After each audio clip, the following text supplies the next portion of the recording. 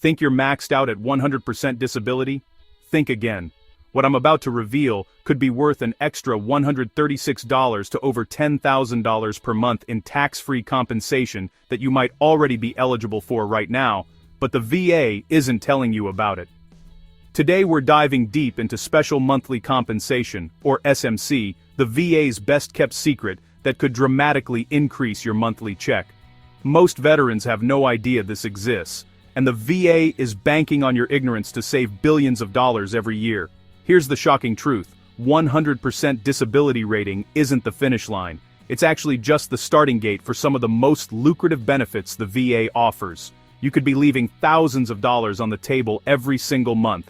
Let me paint you a picture. Imagine you're a veteran with erectile dysfunction getting 0% rating. You think it's worthless, right? Wrong. That 0% rating could unlock an additional $136 monthly through SMCK. And here's the kicker: you can stack up to 3 SMCK ratings. That's over $400 monthly in extra compensation just sitting there waiting for you. But it gets even better, or worse, depending on how you look at it. Some veterans are eligible for SMCS at $4,288 monthly.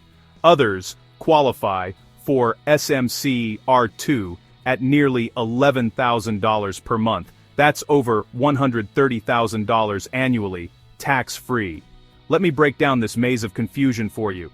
SMC stands for Special Monthly Compensation, and it covers everything from limb loss to aid and attendance to being housebound. But here's what most people don't understand: you don't need to be missing actual body parts to qualify. Complete functional loss counts just the same as amputation in the VA's eyes. Think about it this way: if you have diabetes that's caused such severe neuropathy that you can't use your foot, that's the same as having no foot at all. If your PTSD medications have completely eliminated your ability to function sexually, that's loss of use. The VA has to compensate you for these losses, but they won't unless you know to ask. Starting with SMCK, the lowest level, we're looking at conditions like loss of use of one hand or foot, blindness in one eye, complete deafness in both ears, erectile dysfunction, or female sexual arousal disorder.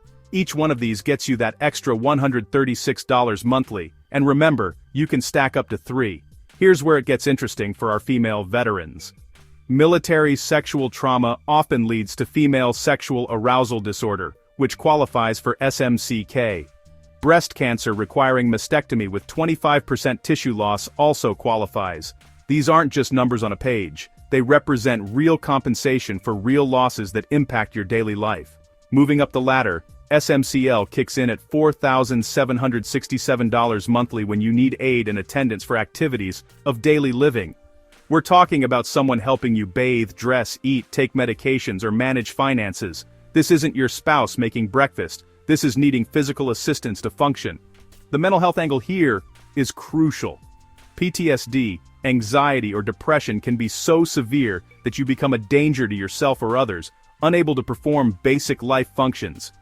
If your behavioral impairment is documented and severe enough to require constant supervision, you qualify for SMCL just like someone with physical limitations. SMCO jumps to $6,689 for veterans with dual severe disabilities. Think total blindness plus loss of both legs. These are conditions that each independently qualify for SMCL or higher, and they have to be separate conditions that don't overlap. Then we have SMCS at $4,288, which has 2 pathways. First is housebound status, meaning you're physically confined to your home due to disability limitations. Not by choice, not agoraphobia, but documented medical necessity that prevents you from leaving your house. The second pathway is the famous 100 plus 60 rule. You need one individual disability rated at 100%, plus combined additional ratings of at least 60%. These have to be separate conditions, not additive ratings that combine to reach those numbers. At the top of the pyramid, we have SMC R1, R2, and T ratings, reaching up to $10,964 monthly. These require aid and attendance plus high-level medical supervision, essentially skilled nursing care in your home. You don't need to be in a coma to qualify. Just demonstrate that your needs require daily medical supervision. Here's where the half-step ratings come in. Instead of awarding you the full next level, they'll give you the previous level plus half. If you qualify for SMCL, plus have an additional 50% static disability, you get bumped to SMC L.5. It's their way of giving you something without giving you everything you deserve. Let's address the most common mistakes veterans make. First, thinking 100% is the end game. It's not, it's your qualification to start exploring SMC benefits. Second, believing you need actual amputations. Functional loss is just as valid. Third, not understanding that if you require any level of aid and attendance for service-connected conditions, your floor should be SMCL minimum. The biggest money-leaving mistake I see, not claiming SMCK for erectile dysfunction or female sexual arousal disorder. The VA should automatically assign this when they service-connect these conditions, but they frequently forget. If you're service-connected for either condition right now, you should be getting that extra $136 monthly. Here's the reality check about C&P exams for these conditions. They're not going to physically examine your private parts. It's all based on what you report and your medical records. The diagnosis comes from your symptoms and impact on your life, not physical testing. Documentation is absolutely critical, especially for higher-level SMC ratings. For aid and attendance, you need Form 21 to 2680, completed by your treating provider, not just any evaluator. For housebound status, you need medical records clearly stating why you cannot leave your home due to disability limitations.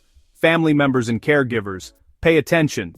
If you're caring for a veteran who can't leave the house due to severe PTSD, anxiety, or other service-connected conditions, you need to be their advocate. Make sure their VA doctors are documenting the severity and impact of their disabilities. Without proper documentation, even qualifying veterans get denied. The key to success with SMC claims is understanding that these aren't charity, they're compensation for specific losses and increased care needs. The VA has to pay them when criteria are met, but the system is designed to discourage applications through complexity and poor communication. Think of SMC ratings as performance-based bonuses, recognizing that your disabilities create additional burdens and expenses beyond normal compensation. Loss of limb function requires adaptive equipment and lifestyle changes. Need for aid and attendance means paying caregivers. Housebound status limits employment and independence. SMC payments help offset these real costs. Social Security involvement can be a red flag for potential SMC eligibility. If Social Security has determined you cannot manage your own finances, that should trigger evaluation for aid and attendance status and SMCL consideration. The alphabet soup of SMC classification seems confusing by design, but the underlying concept is straightforward. More severe disabilities or combinations of disabilities warrant higher compensation.